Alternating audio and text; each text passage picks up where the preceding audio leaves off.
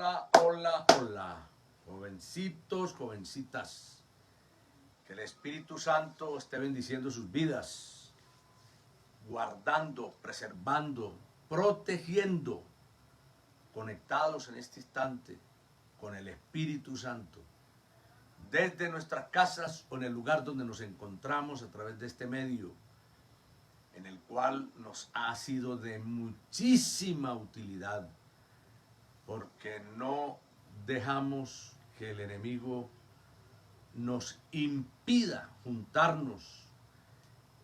Como decía el apóstol Pablo, reúnanse ustedes y mi espíritu con ustedes. Espiritualmente nos podemos conectar y seguir orando aún en medio de estas circunstancias. Hoy es domingo 4 de abril.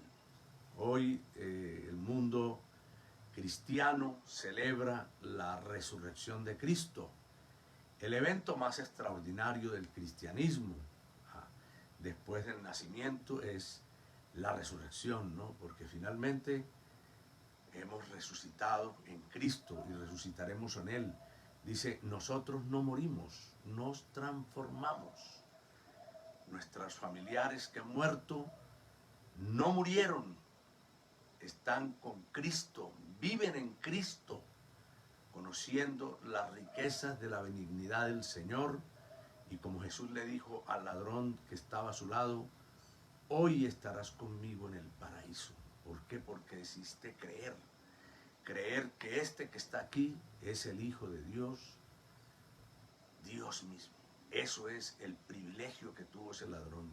El otro no creyó. En la cruz se tipifica el que cree y el que no cree. ¿Y dónde va a estar el que cree y dónde el que no cree? Así de simple. Le voy a invitar a orar y a que meditemos en la palabra de Dios esta mañana. Pues estuvimos en el capítulo 2 de Segunda de Tesalonicenses, 1 y 2, ¿no? Vamos a meditar en un versículo muy interesante.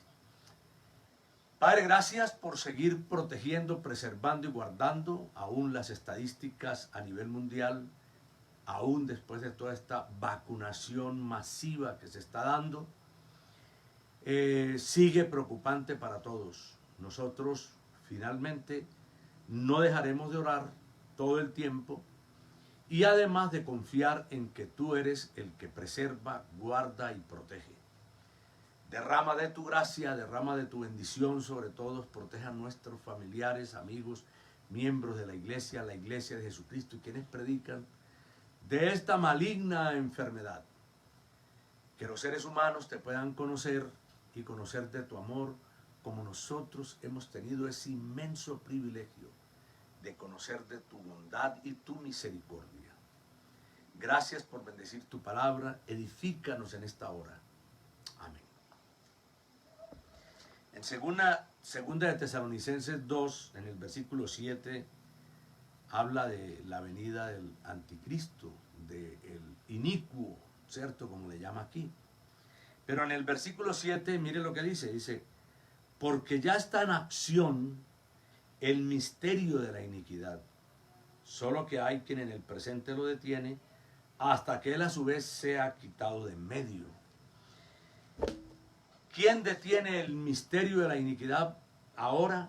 ¿Quién está reteniendo que no se desborde a cántaros la maldad del ser humano, la iniquidad del ser humano? El Espíritu Santo. El Espíritu Santo que habita en la iglesia, o sea, en el corazón de todos los creyentes, en todas las partes del planeta. Dice que Él está deteniendo ese misterio de la iniquidad. Y no dice ministerio, sino misterio. ¿Y sabe por qué dice misterio? Porque la iniquidad es un misterio para el ser humano, no para nosotros. Nosotros sabemos de dónde viene la iniquidad, el demonio y sus huestes de maldad, del corazón del hombre que ha pecado, por supuesto, ¿no? Pero es un misterio, porque ¿a quién vamos a señalar como culpable? Por ejemplo, en esta pandemia, ¿no? Puso en jaque a todo el mundo, ha matado millones de personas, ¿verdad? Ha enfermado a otros más millones, ha cerrado los comercios, ha puesto en jaque la economía de los grandes naciones y pequeñas naciones, ¿cierto? Ha quebrado negocios, ha puesto en jaque la aviación mundial. Y muéstreme usted un culpable. Señale usted un culpable. Diga usted quién es el culpable. No hay. No hay a quien señalar, porque eso tiene la iniquidad. La iniquidad genera desestabilidad, destrucción, maldad, pero no hay alguien a quien señalar. Toda esta proliferación de las desviaciones morales que vive el mundo, muéstreme un culpable. Muéstreme la cabeza de este asunto. No lo hay. No lo hay. Es un espíritu, es un demonio. Y son unos espíritus y unos demonios que se mueven, que convencen, incluso a algunos cristianos que se han dispuesto para asumir aún esa mentalidad, sin darse cuenta que eso es el misterio de la iniquidad. Porque puede existir gente que dice ser creyente, que acepta el aborto o acepta los actos inmorales. Y no solo los acepta, sino que en algunos casos los promueve, los defiende o los practica en el peor de los casos. El misterio de la iniquidad se mueve de una manera que usted y yo no podemos señalar.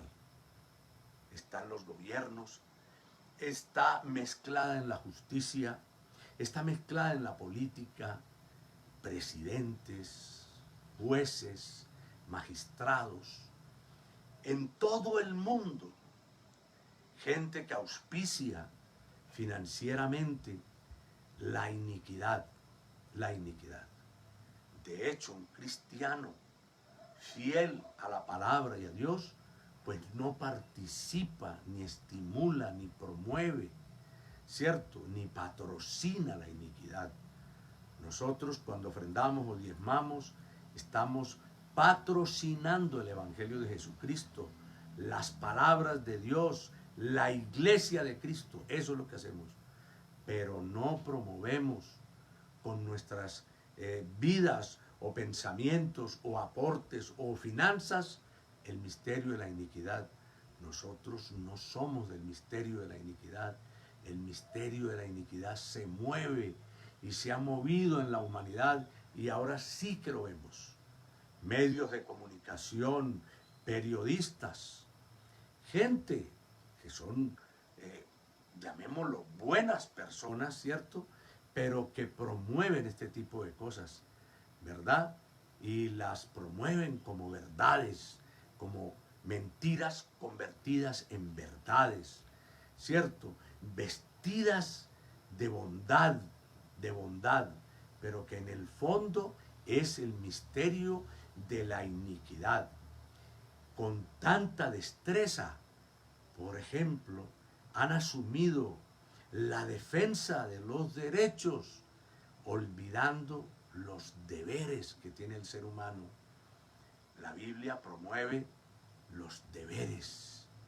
Los derechos son la consecuencia de la gente que vive correctamente, que vive honestamente, que de hecho que tiene a Cristo genuinamente, genuinamente.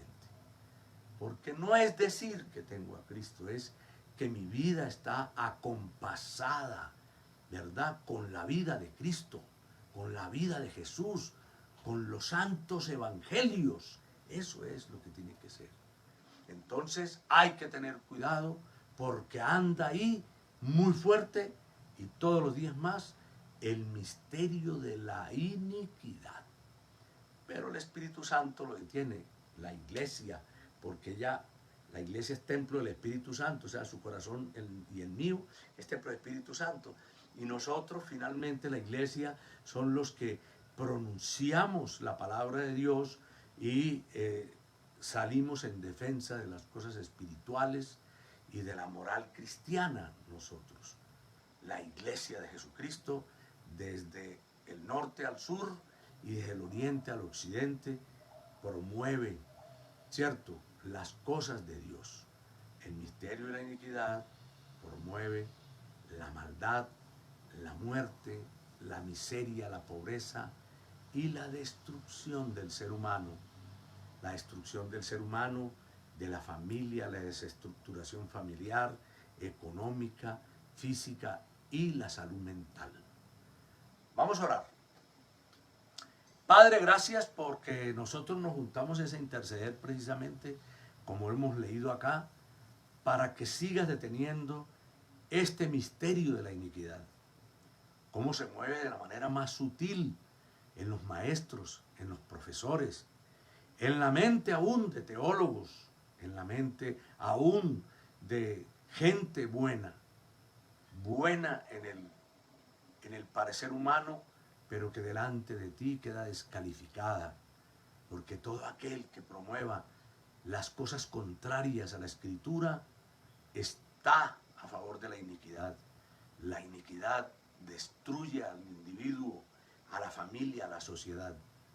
Sale en defensa, levántate como el poderoso gigante, porque revélale a la gente que esta pandemia es la consecuencia física de la iniquidad y ya también económica en el mundo de la iniquidad. Que haya arrepentimiento y un volver el corazón a ti. Te damos gracias esta noche en el nombre de Jesús. Danos descanso. Dios les bendiga. No sé, se me olvidaba. Esta semana, pues aquí, por lo menos en Medellín o en Colombia, creo, tenemos la restricción de las 6 de la tarde a las 5 de la mañana toda la semana. Así que la iglesia pues estaba abierta o está abierta, pero entonces nos pondremos de acuerdo en el día, porque entonces no habrá reunión de hombres el martes y la reunión familiar del viernes, entonces la vamos a hacer virtual y bueno, el domingo sí la hacemos, como la hicimos esta mañana, la haremos Dios mediante hoy en 8 a las 10:30 de la mañana. A las 6 de la mañana hay oración y arpa y copa, pero ya no será hasta las 8 de la noche, sino hasta las 5 de la tarde, ¿cierto? Hasta las 4 o 5 de la tarde, porque hay precisamente esa restricción.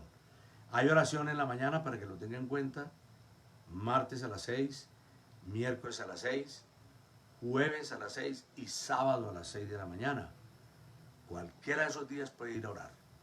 Que Dios los siga protegiendo y guardando a todos.